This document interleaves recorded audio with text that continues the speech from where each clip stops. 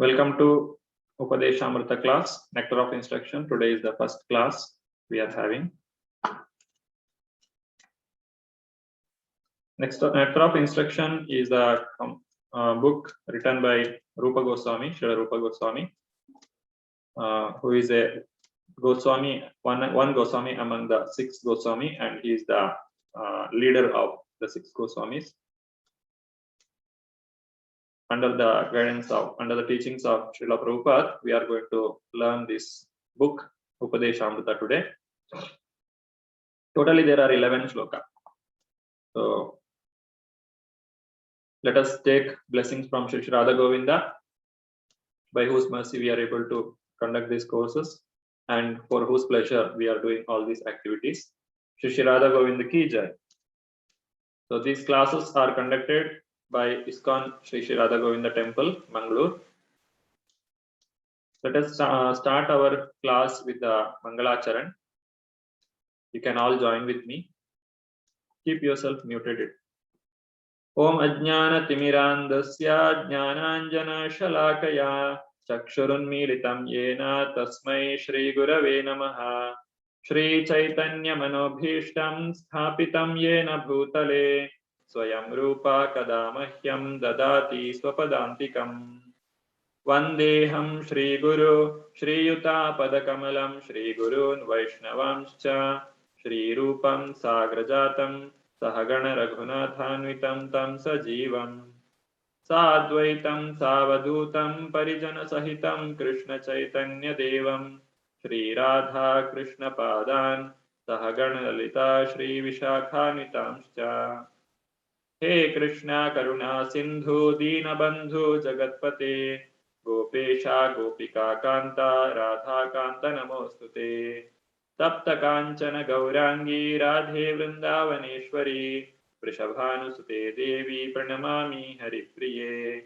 Vancha Kalpatarubhyascha Kripa Sindhubhya Evacha Patitanam Pavanebhyo Vaishnavebhyo Namo Namaha Nama Om Vishnu Padaya Krishna Preshtaya Bhutale Srimate Bhakti Vedanta Swamin Iti Namine Namaste Saraswate Deve Gauravani Pracharine Nirvishesha Shunyavadi Paschatya Deshatarine Jayo Shri Krishna Chaitanya Prabho Nityananda Shri Advaita Gadadhara Shri Vasadi Gaura Bhakta Vrinda Hare Krishna Krishna Krishna Hare Hare Hare Rama Rama Rama Hare Hare.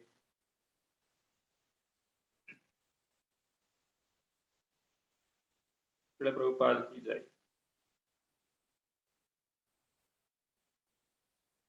Now, as I told earlier, this book is written by Srila Rupa Goswami, who is a foremost disciple of Sri Chaitanya Mahaprabhu. Sri Chaitanya Mahaprabhu has not written any book, and he has given only one set of shloka, that is called as Shikshashtakam, what we chant every day morning, Chetodarpanamarjanam. Apart from that, Chaitanya Mahaprabhu has not written down anything personally, but he has instructed his disciples so that they have written all the literatures that is needed for propagating this Hare Krishna Mahamantra and the Sankirtan movement. So one among them is the Srila Rupa Goswami. Now let us chant the Pranam Mantra for Rupa Goswami. Shri Chaitanya Manobhishtam Sthapitam Yena Bhutale Swayam Rupa Kadamahyam Dadati Swapadantikam. So this we have already chanted here also in the previous. Here we have Shri Chaitanya Manobhishtam Sthapitam Yena Bhutale Swayam Rupa Kadamahyam Dadati Swapadantikam. So this Pranam Mantra belongs to Shri Rupa Goswami. So what is the meaning of this Pranam Mantra? Shri Chaitanya of Lord Chaitanya, that is Chaitanya Mahaprabhu. Okay, I'll directly go to translation. When will Srila Rupa Goswami Prabhupada, who has established within this material world the mission to fulfill the desire of Lord Chaitanya. Give me shelter under his lotus feet. So we are all trying to take the shelter under the lotus feet of Sri Rupa Goswami. Rupa Goswami is a Manjari in the pastimes of Lord Krishna in Goloka. So he has come here to guide us as Guru Tattva. Talking more about Rupa Goswami, he is born on 1489 in Gauda Saraswata Brahman, this Saraswata Brahmin family that is based in Karnataka. Chief Secretary for Nawab Hussain Shah. So when he was young, he was working as the Chief Secretary for Nawab Hussain Shah in Bengal. Then he met Chaitanya Mahaprabhu at Ramkeli and Prayag 2 times. He met Chaitanya Mahaprabhu and he received the instructions. And he is known as Rasacharya. That means he has he has written so many books describing the pastimes of Lord Krishna, in which we can see all the rasa, that is 5 rasa in which we can have relationship with the Lord. And he has established the deity called Govinda deity in Vrindavan. And he has written so many books. Upadeshamrita, Vidagdha Madhava, Lalita Madhava, Bhaktirasamrita Sindhu are the prominent.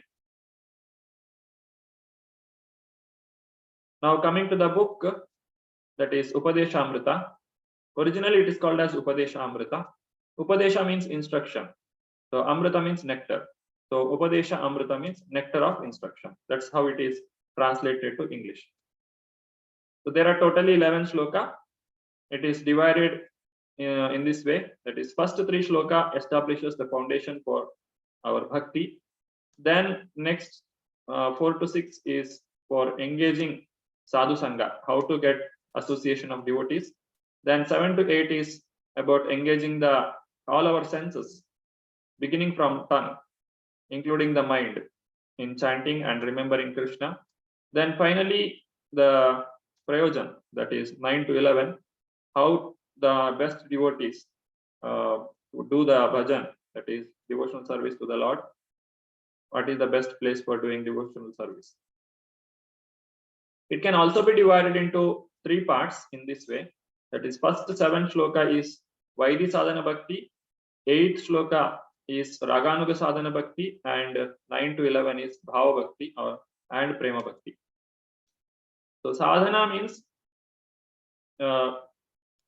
the activities, whatever we do as a practice, that is called sadhana bhakti. In that there are 2 types. One is Vaidhi, other one is Raganuga.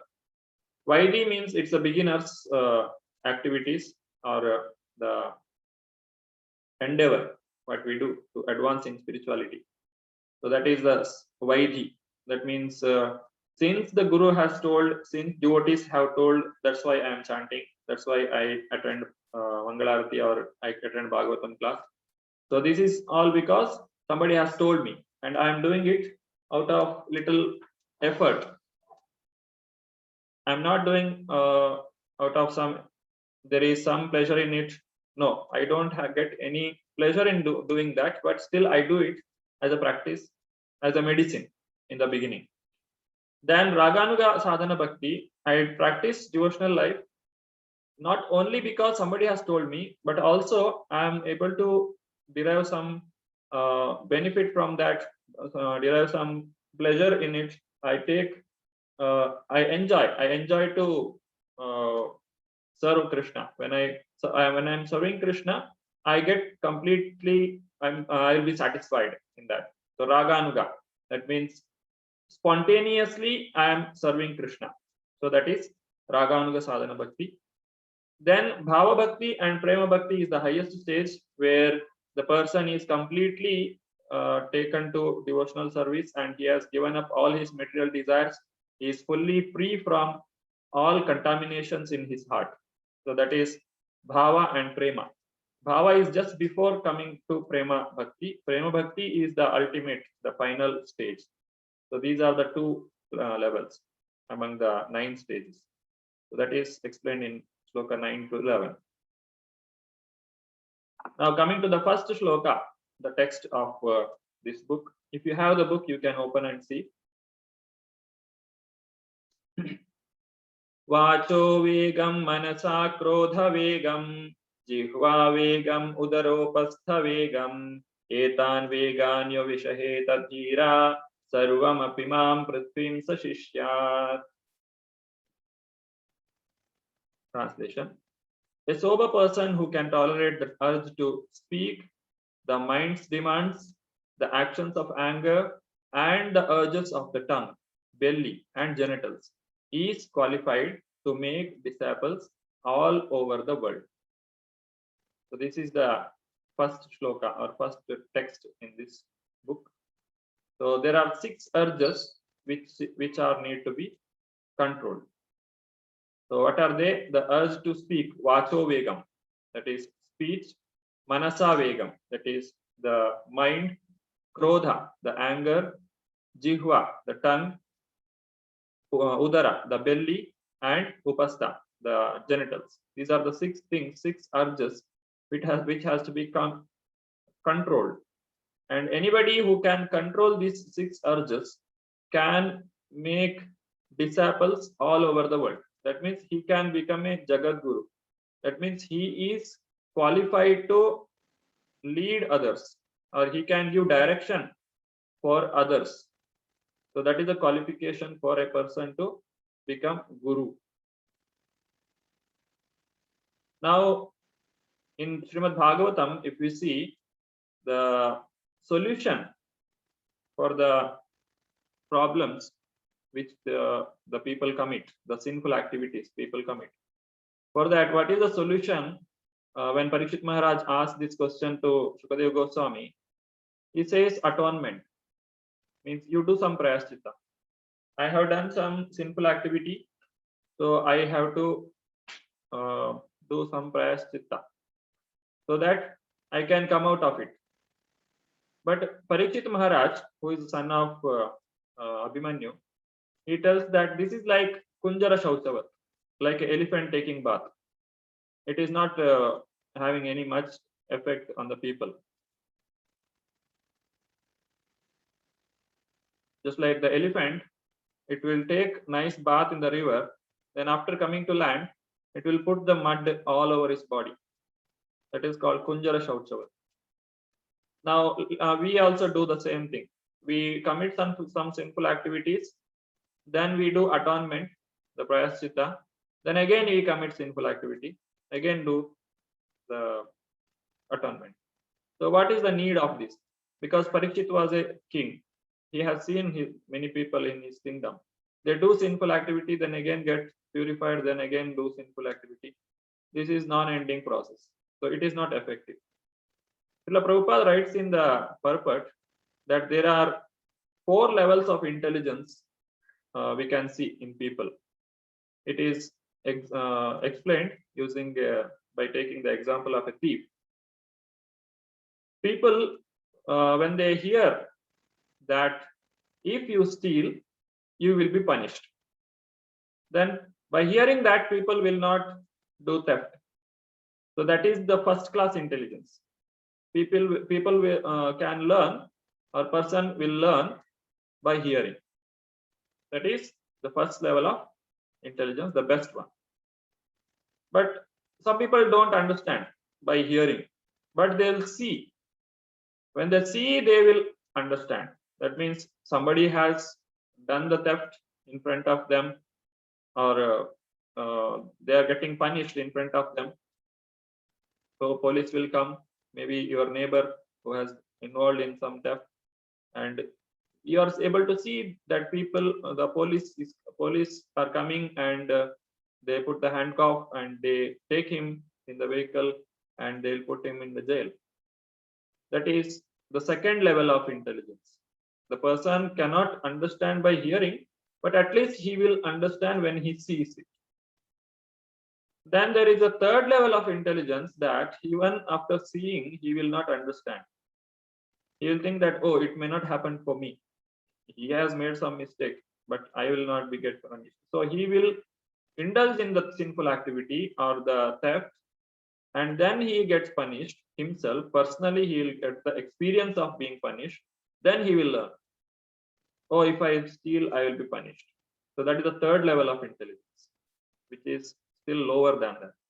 And there is a fourth level of intelligence in which the person, even after getting punished, he will not learn.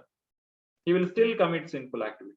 This is the fourth level, at the lowest level of intelligence, where person, even after getting so many kicks from the Maya, still he will not stop the sense gratification tendency.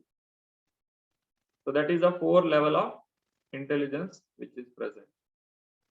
Then the holy name what we chant, it has all the potency to remove all the sinful reactions to our life. But we should not take it in such a way that I will commit as many sins as I want, then I will chant the holy name and then I get purified. This is an offense. This is the seventh offense towards holy name. Namno balad yasyahi papa buddhi. If we are using the holy name for committing sinful activity, then that itself will become an offense and there is no chance of getting Krishna Prema. We will never achieve the mercy of the Lord or Guru. Christians go to church, then they do confession and they will tell everything, whatever sin they have done in that 1 week. They may go on Saturday and tell all the sin they have committed. Then the priest will tell, okay, this much fine you have to pay. Okay, the fine is paid. Then next Sunday, immediately next Sunday, they will start the sin once more. So it will become a business. You commit sinful activity and then you do some atonement by paying some fine in the church, and then you continue your business of committing sinful activity. So all these things will not save us. So this fourth kind of intelligence, or the elephant Kunjara Shauchavat, or the committing seventh offense, or confession in the church, these will not solve the real problem because it cannot uproot the tendency for doing the sin. So there are 4 levels of sin that we commit. It is called as Kuta, Bija, Aprarabdha and Prarabdha. These are the 4 levels in which a sin gets fructified. Now, Kuta means tendency for doing sin. A person may desire to do the sinful activity. That means there will be a thought. If I get a chance, I will do this. And when a person contemplates on that desire, then he will make a plan for that. Okay, I want to steal this, or I want to do this kind of sinful activity. A person may be addicted to alcohol. Okay, that alcoholic addiction is there in his heart, but it may not be manifested all the time. But when he plans for it, when to buy the alcohol, where to drink, how to manage not to get caught, or how to manage myself. So this is bija. The first one, tendency, is Kuta. Second level is bija, or the seed. Then aprarabdha. Aprarabdha means he has got into addiction, but still he is not getting the punished immediately.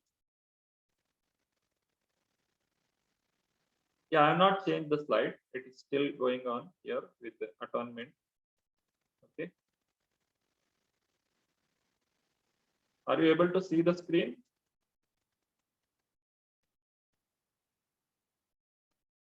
Hare Krishna, Mataji. The screen is clear, but your voice sometimes is having a lag. I think internet connectivity. Oh, okay. Like, Okay. thank you. So what I was talking, yeah, atonement. This atonement cannot remove the tendency, the kuta. It will not remove the problem from the kuta level.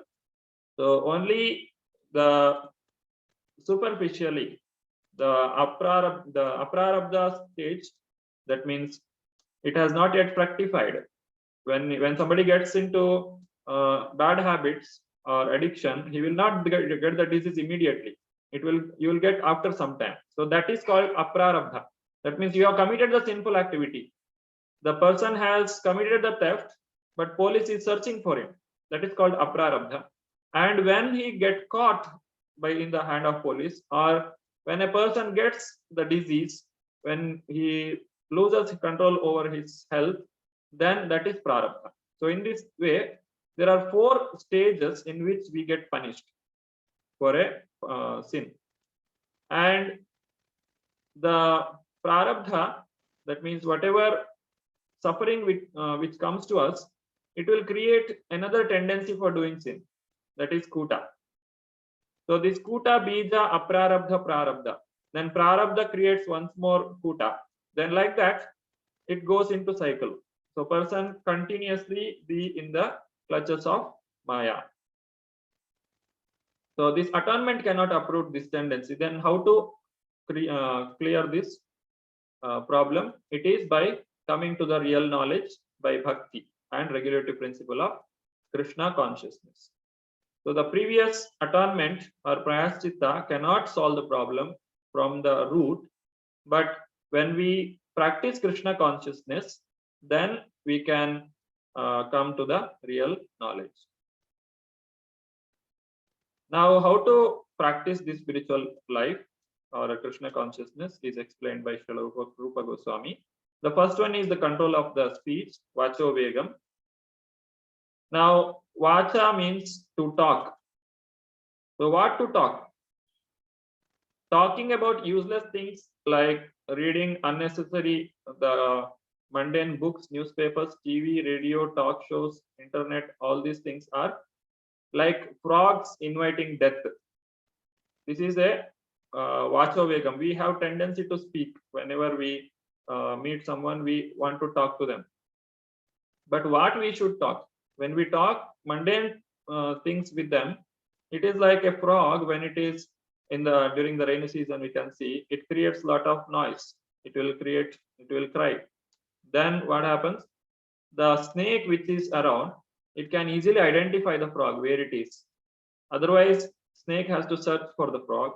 Now the frog itself is creating the noise, so the snake can easily come and eat the frog. Similarly, when we vibrate these mundane vibrations, then it will invite death, or it will invite inauspiciousness, or it will invite quarrel, or all the problems comes because of this speech in the mundane level. And when it is elevating, when we hear Krishna Katha and when we chant and read and do Sankirtan of the Lord, it is elevating. And it is not complete silence. We should not think that, oh, vacho vegam is dangerous, so I should completely stop speaking. No, that complete silence is also not necessary. Just like certain kind of spiritualists will do, they do mauna vrata. But real mauna is not to speak of material things, but to speak of Krishna consciousness. That is real mauna. So if you can control these things, then you can be a Jagat Guru, or you can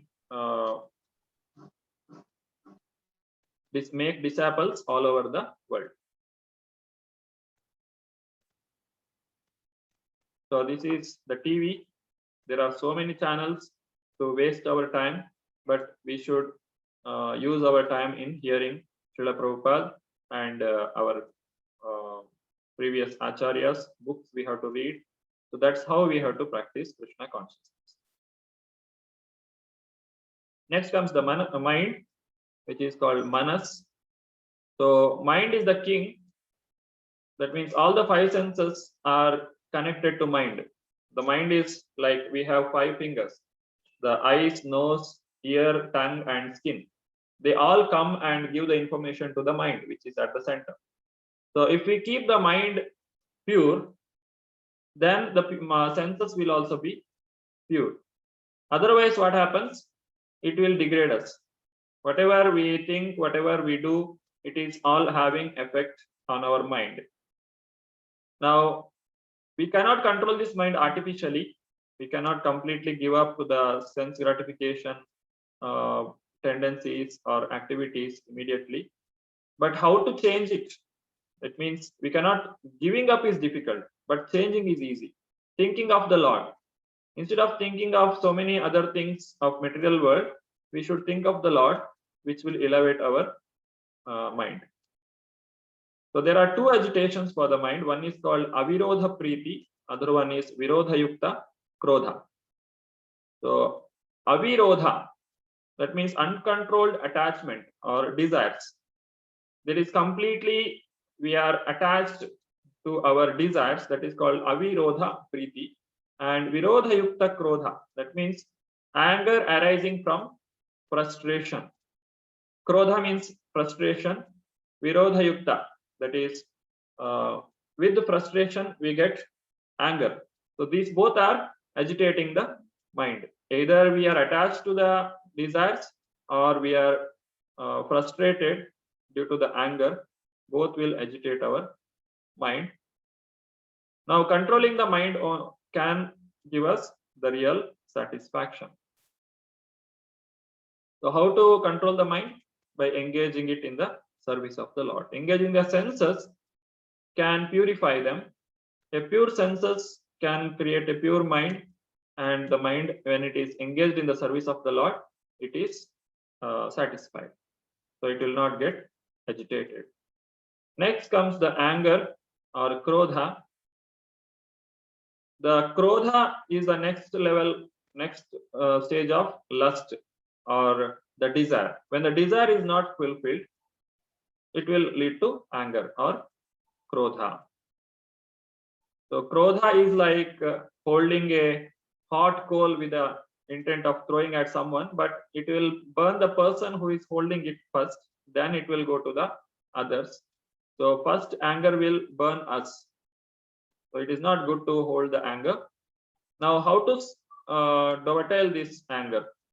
That is by using the anger also, we can use it in the service of the Lord. That is the example of Jagai and Madhai, Hanuman, Arjuna. So Jagai and Madhai is the example which is given in Chaitanya Charitamrita.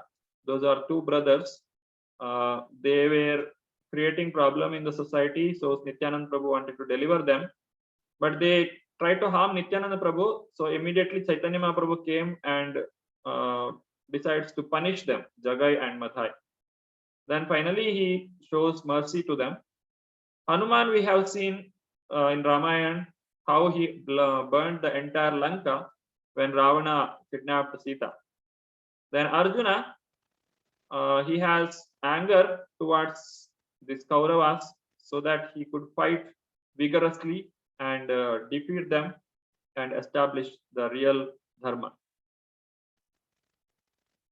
So this is Jagai and Madhai, what you can see in the picture. Next comes the tongue, the foremost sense which will control all other senses. If the sense of tongue is controlled, then everything is controlled. So what is the function of the tongue? It is to taste some food stuff, the desiring to taste the food stuff, and to speak. Both are there. The solution is prasadam, but prasadam also we have to take with restriction. We should not eat too much. That also can cause our fall down. Then how to eat? It should be simple sattvic food, that as it is explained in Srimad Bhagavad Gita. And at scheduled time, we should have a scheduled time for eating. We should not eat any time and every time, and not in the restaurant at all. Considering the body, just to keep the body alive, we should eat, not for the satisfaction of the tongue. That is the jihva vega. Then comes the udara, that is desiring to overeat, which will lead to disease. The people, it is told that people die not because of undereating, but by overeating. When we overeat, it will create disease, which will create problem. But if we if we eat properly, then there is no problem. Sumptuous eating is allowed. So both are mistakes. If you eat overeating is also problem, just like in young people overeat, or undereating, like old people eat very little, that is also creating problem. So to eat to live, not live to eat. And to control the udara or the belly, there are fasting that is given in Shastra, like during the Ekadashi or during festivals like Janmashtami or Radhashtami. We do fasting. So this will also help us to control the urges of the belly. Now, if you see tongue, belly, and genital, they are on the same line in our body. So if you control the tongue, then belly is controlled, and if belly is controlled, then genital also comes under control. Now, if the tongue is not controlled, then what happens? The belly gets overloaded, and that pressure will be applied on the genitals. So the person gets agitated. Now, coming to genitals, when the genitals are used unrestrictedly, illicitly, then it is degrading. Now, what are the different ways the genitals are degrading?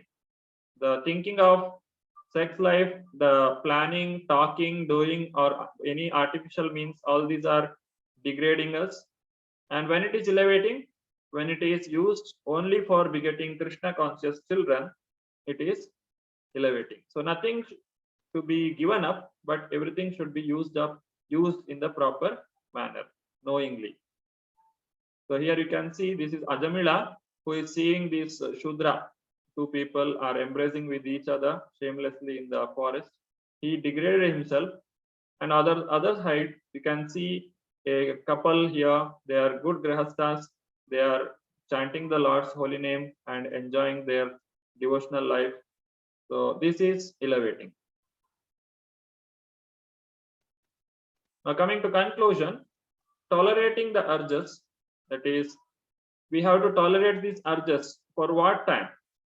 It's a continuous act. Till our last breath, we should tolerate these urges. And it is not suppression. There is no need to give up anything, but we only have to direct them or detail them in the right direction. Coming to the second shloka, this second shloka or second text talks about the 6 obstacles which are there for our devotional life.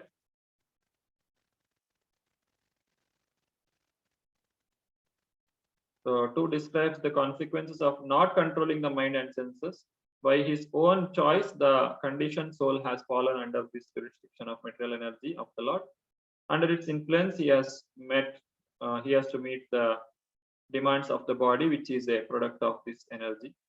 So this text too explains how to meet these basic demands in a way that fosters spiritual progress rather than material entanglement. So these are the six things. 6 things we have seen in first shloka. Now 6 more things we are seeing in the second. So what are the 6 things which can destroy our devotional life? Atyahara prayashascha prajalpo niyamagraha janasangascha laulyamcha shadbhir bhaktir vinashyati. Translation: one's devotional service is spoiled when he becomes too entangled in the following 6 activities. What are they? First one, eating more than necessary or collecting more funds than required, over endeavoring for mundane things that are very difficult to obtain, talking unnecessarily about mundane subject matters, practicing the spiritual rules and regulations only for the sake of following them and not for the sake of spiritual advancement, or rejecting the rules and regulations of the scriptures and working independently or whimsically, associating with worldly minded persons who are not interested in Krishna consciousness, and being greedy for mundane achievements. These are the 6 things which can degrade us in our spirituality. Let us see them one by one. Now, living in the material world, like there are 3 energies for the Lord. It's called Antaranga Shakti, Tatastha Shakti, and Bahiranga Shakti. Antaranga Shakti means internal potency of the Lord, which is there in the spiritual world. Tatastha Shakti is the marginal, that is the living entity. Then Bahiranga Shakti means the external potency, that is the 5 elements, 5 gross elements, and 3 subtle elements: earth, water, fire, air, ether, and mind, intelligence, and false ego. This makes the external potency. All the living entity, the soul, is a Tatastha Shakti, and the spiritual world, that is the Antaranga Shakti or internal potency.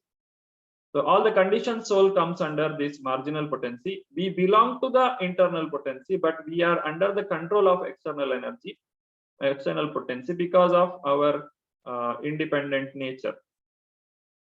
We are desiring to be independent. Now this internal potency are the Mahatmas who are in the spiritual world. They are broad-minded, satisfying Krishna. They are honest. And Tatastha is the Duratma, or people who are narrow-minded, trying to enjoy separately or extended, duplicitous.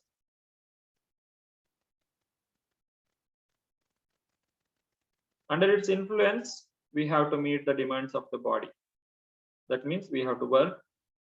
But our work, it subjects conditioned soul to the threefold miseries. What are the threefold miseries? Adidaivika, Adibhautika, and Adhyatmika. This we have discussed earlier. Adidaivika means the problem caused by the demigods, like the famine and drought. And Adibhautika means the problem created by other living entities, the animals, the rats, the mosquitoes, or any other living entity which creates problem. And Adhyatmika means one's own body and mind. The person gets diseases, he will get mental problems. All these things are Adhyatmika problems. Now in Bhagavad Gita 7th chapter, text number 14, it's told that Daivi Hesha Gunamayi Mama Maya Duratyaya Mameva Ye Prapadyante Maya Metam Tarantite. So here Krishna tells, my external energy is very difficult to overcome.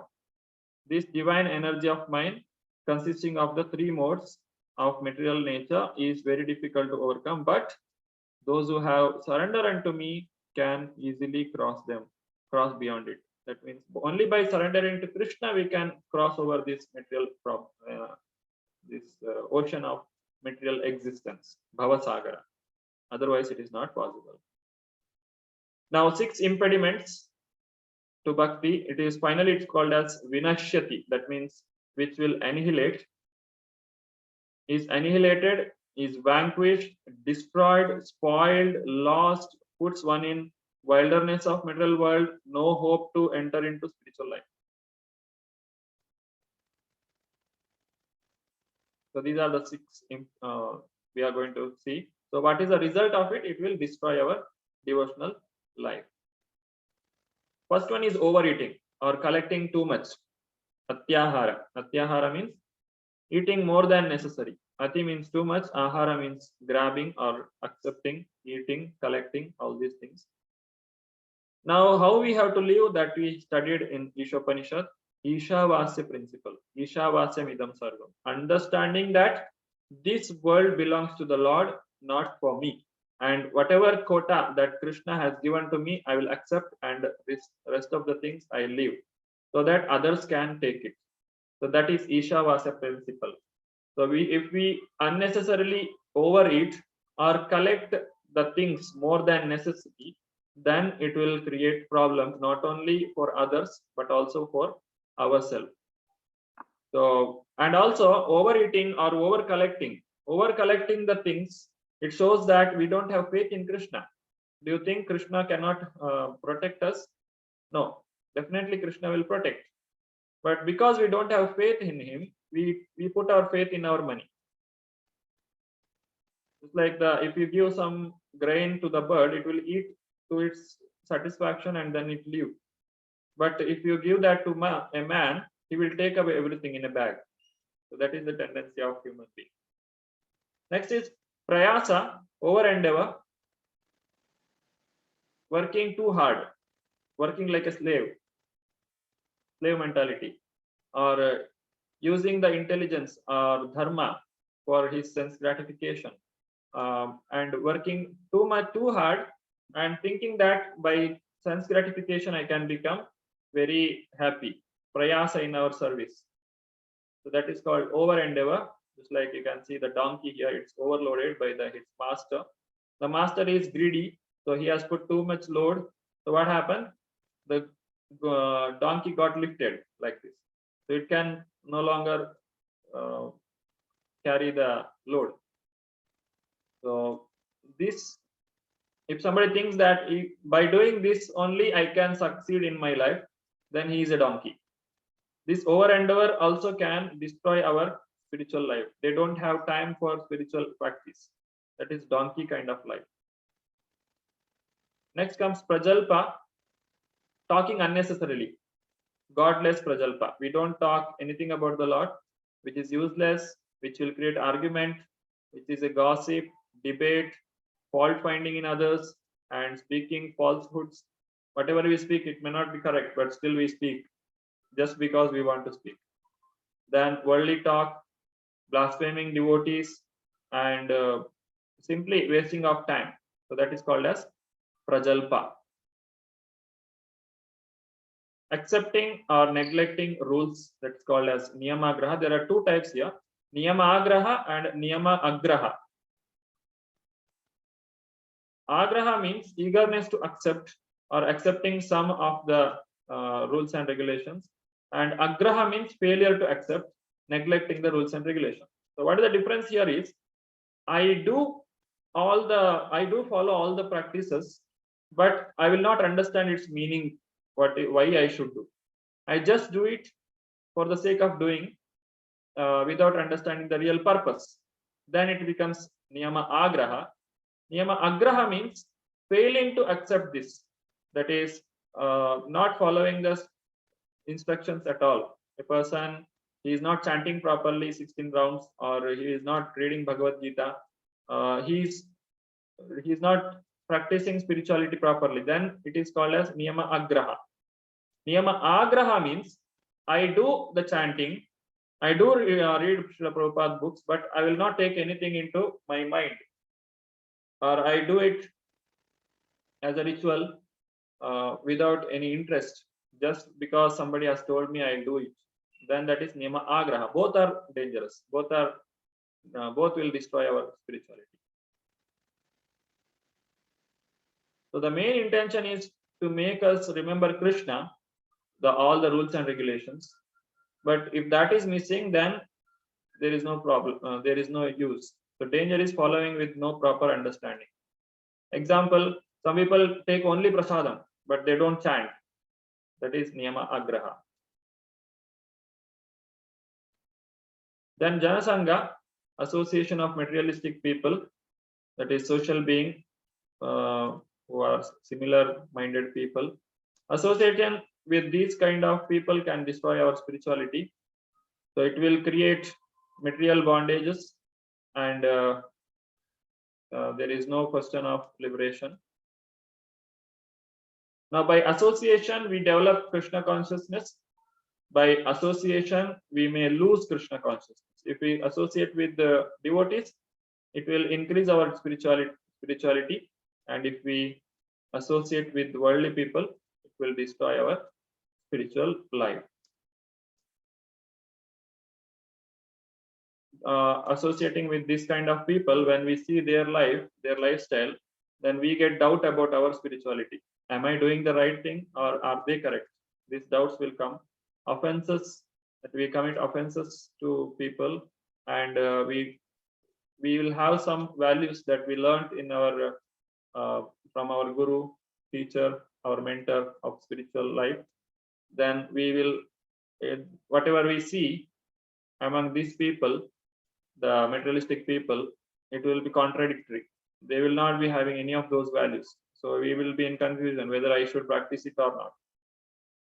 Greed for bhukti, mukti, siddhi. When they are enjoying life materially, we will also think of using or getting entangled like that. So we think, oh, that is the real happiness. Bhukti is the enjoyment in this material world. Mukti is the enjoyment in the heavenly planets. And Siddhi means we try to gain some power for controlling others. So that is Bhukti, Mukti, Siddhi. Now, ISKCON temple, they are giving opportunity for associating with the devotees so that they can always remember Krishna. Then finally, the sixth one is greed. It's called as Laulyam, which can destroy our devotional life. So the greed for Mukti, Bhukti, Mukti and Siddhi, this will create a problem. That is, there are two kinds of greed. One is the greed for getting Krishna. That is good. Greed for Krishna Bhakti. There is no material desire. It will make us peaceful. We should have very much hankering for associating with Krishna and his devotees. This is a good laulyam. But if it is Janasanga, or if we are associating with people by talking, then it will generate greed, then over endeavor, then rules and regulations will be broken, then over collecting, that is atyahara. So they all are interconnected. So you can see in the picture, if somebody takes too much, then there is hardly anything for other people. Now Laulyam, the real Laulyam is explained in this. So here you can see Chaitanya Mahaprabhu is instructing Rupa Goswami. So what he says is, Krishna Bhakti Rasa Bhavita Matihi Kriyatam Yadi Kutopi Labhyate Tatra Laulyam Api Mulyam Ekalam Janma Koti Sukritivi Na Labhyate. Pure devotional service in Krishna consciousness cannot be had even by pious activity in hundreds and thousands of lives. It can be attained only by paying one price, that is intense greed to obtain it. If it is available somewhere, one must purchase it without delay.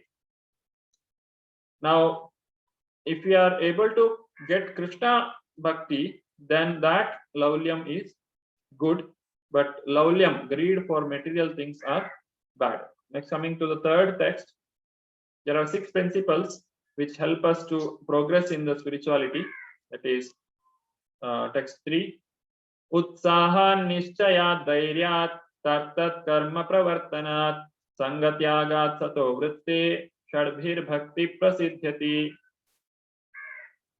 There are 6 principles favorable to execution of pure devotional service. What are they? Being enthusiastic in devotional service, endeavoring with confidence, that is no confusion. I know what I'm doing is correct. Being patient. So the result will not come immediately. Be patient. You wait for the result.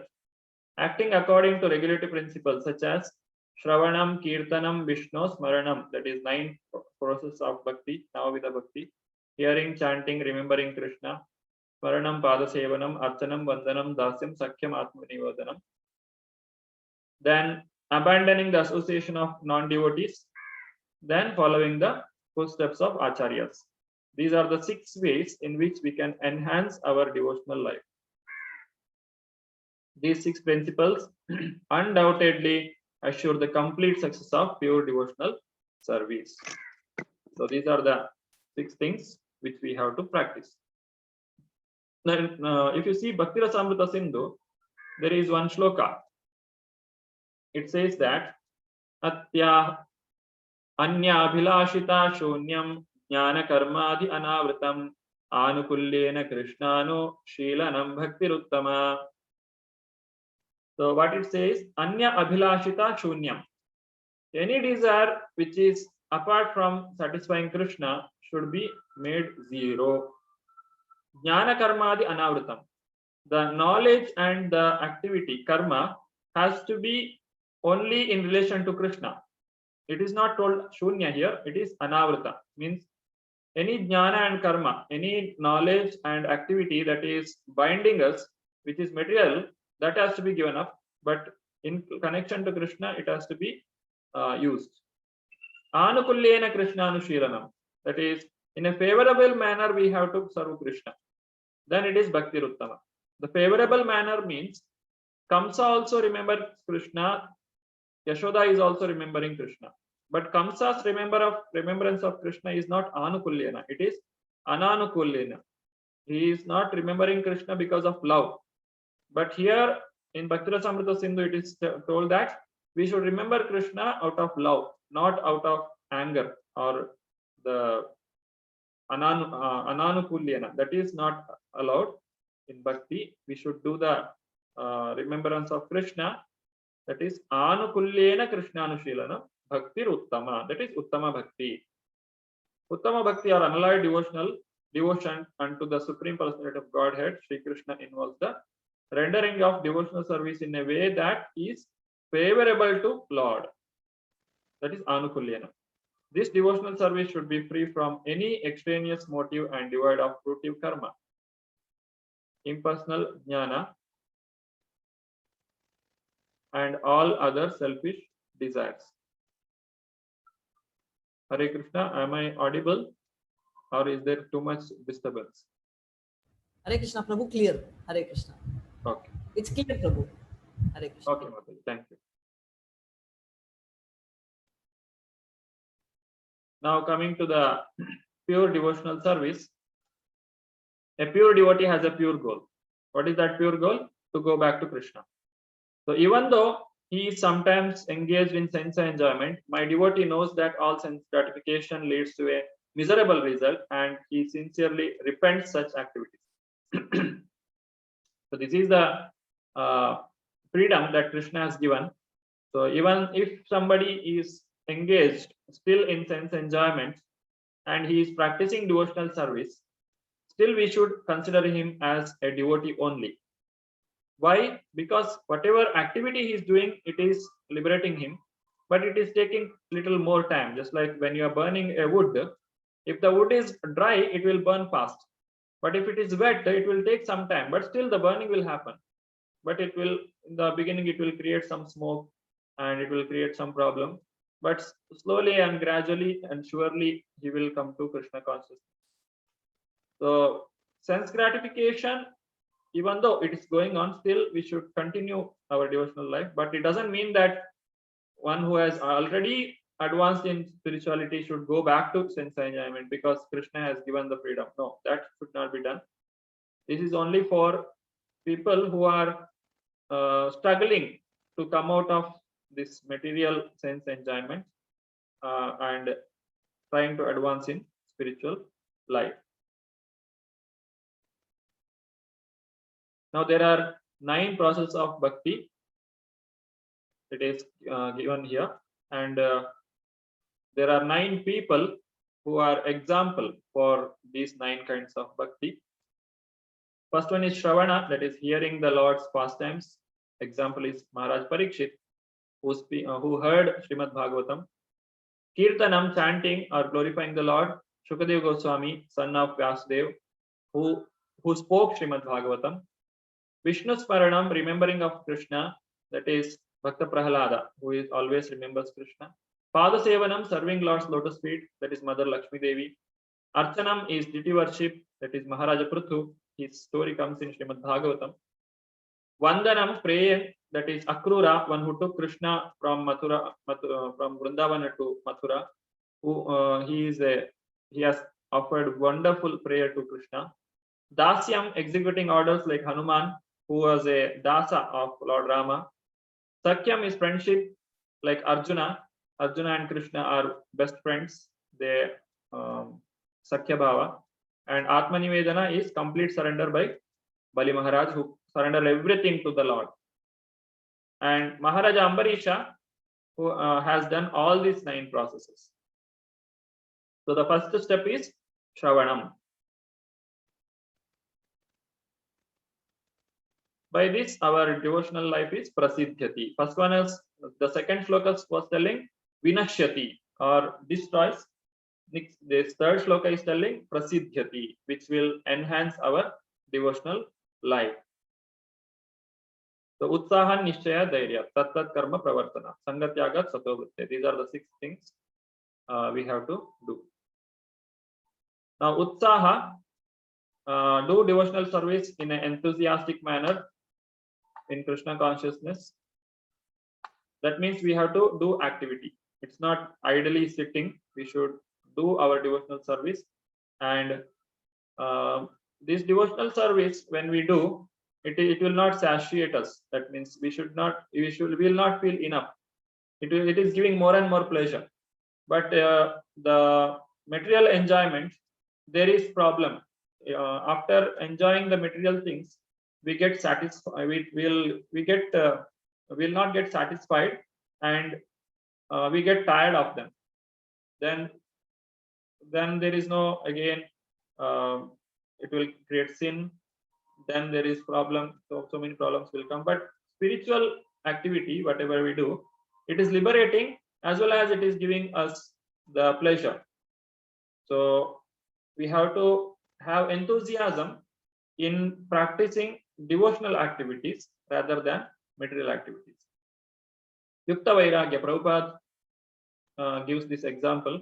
Dictaphone is the one which he was using for recording his voice for printing the books.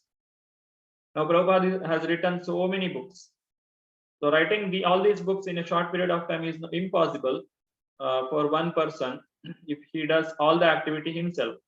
So what Prabhupada used to do, he will dictate the voice, and his devotees, his disciples used to type them and put it for printing. So that is Yukta Vairagya. No need to give up anything from the material world, just thinking that they belong to material, they are all our material. But we should understand that this also can be used in Krishna service. So if we use it for Krishna consciousness, then it is correct. That is Yukta Vairagya, real Vairagya. Nischaya, be confident, whatever you are doing is correct. And both should be there. From our side, we should have endeavor, and Krishna will definitely give the mercy. So we should have confidence in the protection of Krishna. Then that convinced, the confidence will give us energy to act properly. Now, faith that devotional service is life and soul of Jiva. We should have confidence. What is the confidence? If I do this devotional service, if I serve Krishna, my life will be successful. That is the Nishchaya which we have to have. And how to achieve this? In association of devotees. Otherwise, it will not come. There is a story of bird. A bird lost its eggs in the ocean, and it asked the ocean, "Can you please give me my eggs back?" But the ocean did not care. It was a small bird. But when the bird started emptying the ocean, just tried to empty the ocean, it is impossible for that bird. But its endeavor worked there. It was the Garuda came to know about these incidents. Then what happened? The Garuda came there and asked the small bird, "What happened? My eggs are taken by this ocean, and I am asking you, he's not giving." Then Garuda orders the ocean, "Will you give its eggs back, or shall I empty your water?" Then the ocean immediately returned the eggs back. So this example given by Srila Prabhupada, even though the bird is very small, just like even though we are very small to perform Krishna consciousness, but still we are endeavoring it, it will happen. Small child, it cannot do a lot of things, but still if it tries to do certain things, then its parents will help the child. So the endeavor should be there. Dhairya, patience, be patient. Steadiness is needed in devotional life, because overnight we will not become pure devotee. So execute Guru's instruction and depend on Krishna's and Guru's mercy. One day we will advance. Tat karma pravartanat, follow all the 4 regulative principles. Karma pravartana, that means do all the activities of devotional life continuously, cultivate them which are favorable to Krishna. Now there are niyama, that means positive things which we have to do. That is 9 process of bhakti. And yama are unfavorable activity which has to be given, like intoxication, gambling, meat eating, and illicit sex. All these things has to be given up. So tat karma pravartanat. What is to be given up should be given up. What is to be practiced has to be practiced. Then sangatyaga, association of the worldly people. Once again, worldly minded people, atheists, Mayavadis, sense enjoyers, the hypocritical devote. That hypocritical devote means people show externally devotional practice, but internally they will enjoy material things. That is hypocrisy. Then ill-behaved foolish people, association of all these people should be given up and take the association of devotees like this. Srila Prabhupada is with all his disciples. Tato vritti, that is following the footsteps of the past acharya, previous acharyas who has given this Krishna conscious activities. If we do this, we will definitely succeed in our spiritual life. So these are the three texts that we have seen today. There are six plus six plus six. First 6 urges which we have to stop.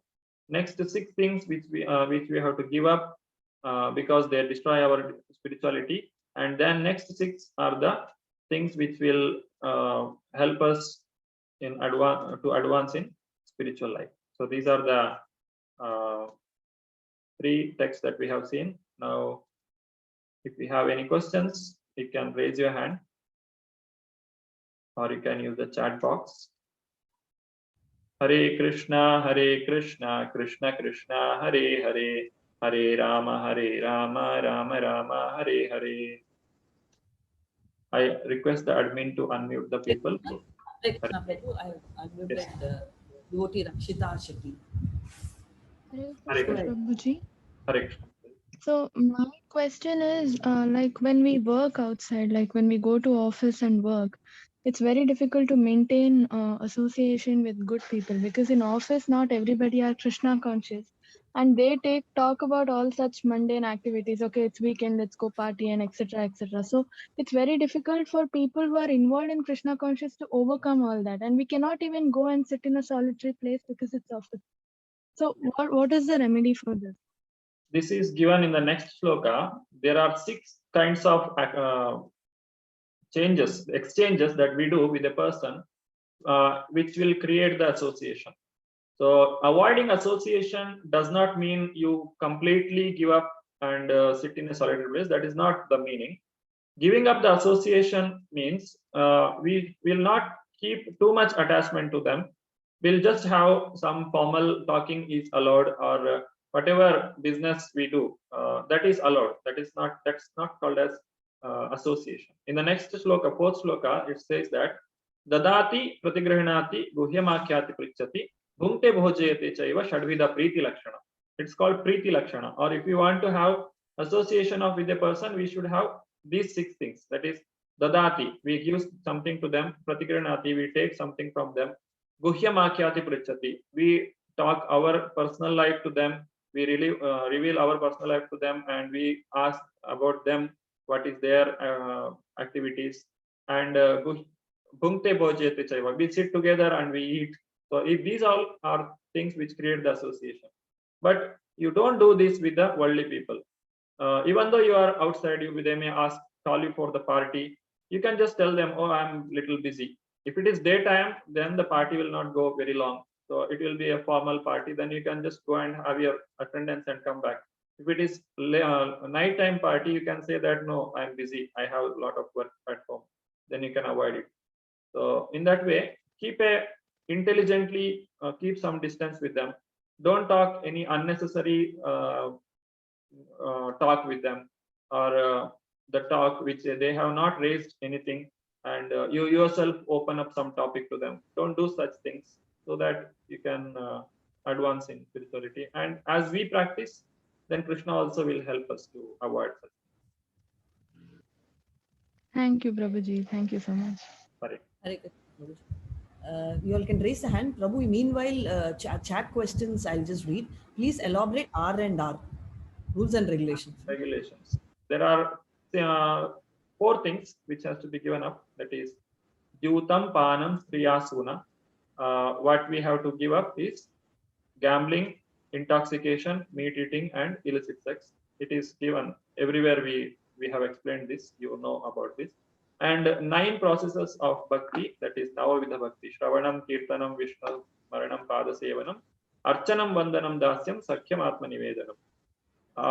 I have explained in a slide with examples of different devotees, how they perform their devotional life. So that is do, that is niyama, and yama means what has to be given up. So these are the 9 things which we have to do, 9 process of bhakti. We can do 1, or we can do 2, or we can do 5 or 9, everything. But do something. Hear about devotional life, you hear about pastimes of the Lord, like that. That is do and don't do, rules and regulations. Hare Krishna Prabhu, I just have a doubt. Is niyama and pravritti same? Pravritti. Pravritti, nivritti we say, no? Positive, negative. So Yeah, is yeah. that and niyama both are same? Pravritti is the tendency. It cannot be exactly called as do's and don'ts. Yeah, pravritti, what has to be done, and nivritti means what has to be given up. It is almost similar, but not exactly same. They are there is, you have some hankering from inside, that is called pravritti. But do and don't do, it is externally whatever told to you Okay. about your So act. yama and niyama is like rules and regulations in the actual Yes. sense. Yes, it is coming in Ashtanga Yoga, no? The first 2 steps. Yes. Yeah, Thank that you. Prabhuji, one question on the 3. Can all of you all preferably send in the main group instead of personal message so that both of us can read? Thank you so much. Hare Krishna. Prabhuji, one question is, in threefold miseries, how demigods create problem? Threefold miseries, that is Adi Daivika. Adi Daivika means demigods have control over the nature. They can control the rain, they can control the heat, and the food stuff, what comes in the earth. All these things can be controlled. The food what we eat, the vegetables, the fruits, the taste of the food comes from the moon god. That it has control. So these demigods have a certain amount of control over all these things, and if they want, they can create trouble. When they create trouble is when we don't do our duty. What is our duty? Yajna, to satisfy the Lord. So if you can directly satisfy Krishna so that everyone is satisfied, or some people satisfy individual demigod for gaining certain material things, but it is not recommended. So if you don't do any of this, then the demigods will definitely create problem. That is Adi Daivika Klesha. Hare Krishna Prabhu, the second nectar of instruction, last slide, there was a picture of a guru advising a Sishya. Who are they? This one, no? Chaitanya Mahaprabhu and Rupa Goswami. Chaitanya Mahaprabhu, sure. Yeah, Rupa Goswami, sure. Thank you, Prabhuji. Any other This question? is the instruction. This is the instruction of this, whatever we are learning now. Yeah, sure. Hare Krishna. Someone has asked about the result of our last module exam. The answer sheets are being worked out for the questions. We'll revert back. Prema Mataji is working on that. She'll revert back on that. Hare Krishna. Any other question? If you have any other question, please raise your hand or you can type in chat.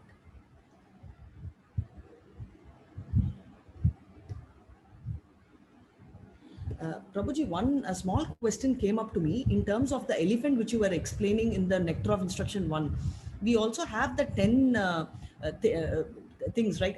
That is mistakes which we should not do, like Vaishnava Pata. There is one mad elephant offense. Is both same or is it different? Vaishnava Aparadha is the first one. Blaspheming the devotees who have dedicated their life for the propagation. That is the first one. That is considered as mad elephant. So what is the actual meaning of that, Prabhuji? Because here you explained telling that the elephant goes and it will come back and again put mud on its head. That was the example which you gave in the first nectar of instruction. Is this and the mad elephant same? No, that the examples are different. Here it is telling about atonement. Sure. Atonement means I did some sinful activity. Now I have to come out of it. So there is atonement. Just like a person who has done a theft, he will be put under bar for some time. After that, he is free to go once he is out of jail. Then he can live a normal life. That is called atonement. But still, that tendency for stealing is there in his heart again he may steal. So that is called Kunjara Shaucha. He has got punished in jail and again he's stealing. It is meaningless. Whatever punishment given to him, it's meaningless. That is the thing. And what you told is completely different. The first offense of holy name, that is whenever we commit sinful activity towards a Vaishnava, towards a devotee, it is like mad elephant entering your garden. The practice of spirituality is like you are nurturing a very wonderful garden for the Lord to come and sit. Our heart becomes so pure, so clean. But if a mad elephant enters that is offense towards a devotee, if we offend devotee and then we chant Hare Krishna, the Lord will not hear that. He will reject our devotional service. So the mad elephant is, they are talking about the God will not accept the thing. So entire our effort of the garden is going waste. Is that the meaning, Prabhu? Yeah, mad elephant is your tendency to commit offense towards. Like mad elephant. Sure, Prabhu. Thank you so much. Hare Krishna. Hare. Please, if a little explanation of Maharaja, Prabhu, someone is asking for Maharaja Ambrish. Can you explain Maharaja Ambrish? That 9 processes is in common. No, it is difficult, Mataji. It is coming in Srimad Bhagavatam, who has done all the 9 kinds of bhakti. Savai mana Krishna padara vindayo vacham sivaikuntha gunanu varnane. Like that, the sloka comes. Maybe some other time we can explain. The Ambarish Maharaj's example also comes there. The Durvasa Muni's example also comes in that, the Ekadashi story. That is also coming under this Ambarish Maharaj only. Maybe we can tell some other thing. Hare Krishna. And one more Mataji has explained. Please guide where you get the information for the assignment for module 2. Mataji, all the assignments are posted in your group only. It is very much there. If you have attended from module 2 beginning, then you can do. But if you're starting from module 3, when you finish your module 2, you will redo the assignments. We will post it there. Okay. There is somebody raised their hand. Yes, Prabhu. Rajni Mataji. Hare Krishna. Hare Krishna, Prabhuji. Hare Krishna. The cover page of this book I have, 2 Goswamis are there. Can I know the names of the Goswamis? Rupa and Sanatana. No, this one only, no? You are telling? These are the 2 people. Yes. Yeah. Yes. Rupa Goswami and Sanatana Goswami. Okay. They are 2 brothers. That I know, Prabhuji. Okay. Hare Krishna. Hare. Hare Krishna. Yeah. Prabhuji, no more questions on the chat. Prabhuji, any private questions? There is Sarita Mataji is telling, in elephant example, the devotee is compared to mad elephant. Yes, Mataji, whatever you are telling is also correct. But devotee himself, it's like a gross way of understanding. The offense which he created towards another devotee is the mad elephant. Of course, it's created by the devotee himself. So you can say in a broad way, the devotee himself is a mad elephant. But telling a devotee as mad elephant is not proper. But what made him, that is his offense. That is the mad elephant. Okay. So there are no more questions. No questions, Prabhuji. Thank you so much. Hare Krishna. Okay, Mataji. Thank you. Thank you for all for attending the class. We'll meet you in the next class. Vancha kalpatarubhyascha kripa sindhubhya eva cha patitanam pavanebhyo vaishnavebhyo namo namaha. Ananta Koti Vaishnava Vrinda ki Jai. Namacharya Shri Haridas Thakur ki Jai.